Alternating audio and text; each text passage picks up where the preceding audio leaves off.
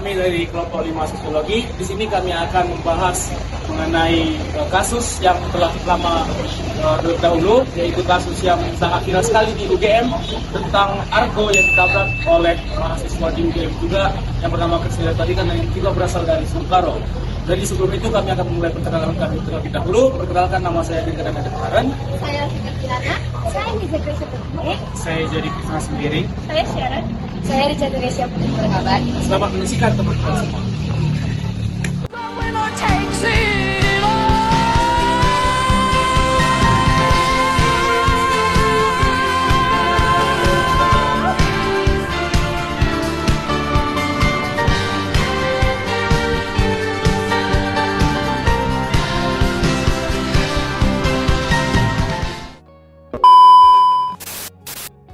Oke, jadi Bang, apakah Abang tahu tentang kasus yang terjadi di UGM tentang pembunuhan seorang mahasiswa dengan seorang mahasiswa juga?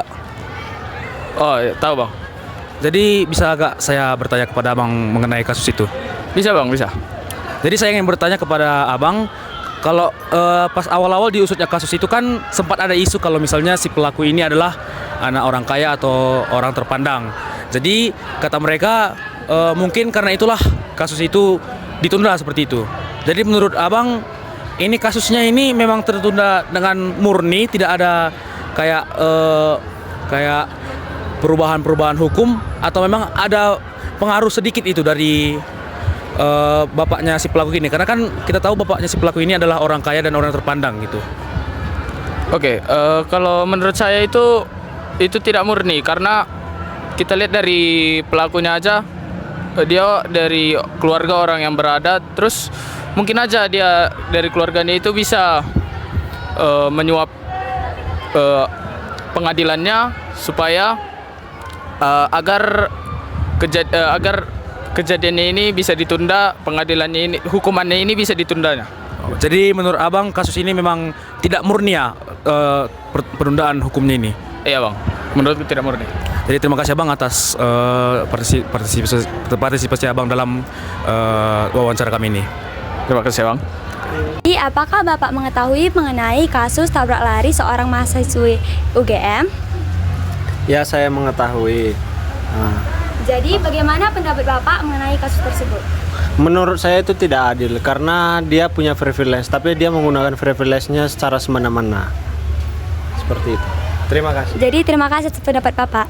Apakah Abang tahu belakangan ini yang viral di UGM, mahasiswa UGM yang ditabrak lari oleh anak orang terpandang? Tentu saya tahu. Nah, di sini kami ingin bertanya, apakah kasus tersebut akan berdampak pada kita masyarakat Karo? Menurut saya pribadi, dari kasus UGM kita bisa melihat atau menilai bahwa hal tersebut sangat berdampak pada masyarakat Karo, karena pelaku yang menabrak korban adalah orang yang berasal dari tanah Karo. Oke, baik, terima kasih Bang. Anda mengetahui mengenai kasus yang kemarin sempat viral mengenai mahasiswa UGM Fakultas Hukum yang ditabrak lari oleh mahasiswa UGM dari Fakultas Bisnis Manajemen? Nah, jadi menurut Anda, apakah kasus itu tersebut dilakukan secara kesengajaan atau tidak? Menurut saya, pendapat saya pribadi itu tidak sengaja, karena waktu dia nabrak itu, berdasarkan informasi yang saya dapat, waktu dia nabrak itu dia dalam keadaan tidak sadar diri, atau lebih detailnya itu karena pengaruh alkohol gitu. Jadi menurut Anda tidak? Baik, terima kasih. Apakah kamu tahu mengenai kasus yang saat ini viral di UGM mengenai seorang mahasiswa UGM jurusan hukum yang ditabrak oleh anak berada? Ya, saya tahu. Nah, menurut kamu, apakah pelaku diadili secara seadil ya menurut hukum yang ada di Indonesia? Menurut saya tidak. Mengapa? Karena pelaku tersebut hanya diberi hukuman di penjara selama 2 tahun. Sedangkan menurut saya hukumannya harus dikasih lebih berat lagi, karena dia hampir merenggut nyawa seseorang. Jadi teman-teman, kesimpulan dari kasus dan dari beberapa teman yang sudah kami wawancarai ini, kami menyimpulkan bahwa kasus ini belum selesai. Mengapa? Karena Di satu sisi, hukuman yang diterima oleh sang pelaku yaitu Cristiano Tarigan tidak sebanding dengan perilaku ataupun aksi yang sudah dilakukannya karena sudah merenggut nyawa seseorang. Nah, kami juga mendengar bahwa pihak perusahaan di bawah wewenang ayah dari Cristiano Tarigan ini memberi suapan kepada pihak berwajib seperti polisi ataupun hukum.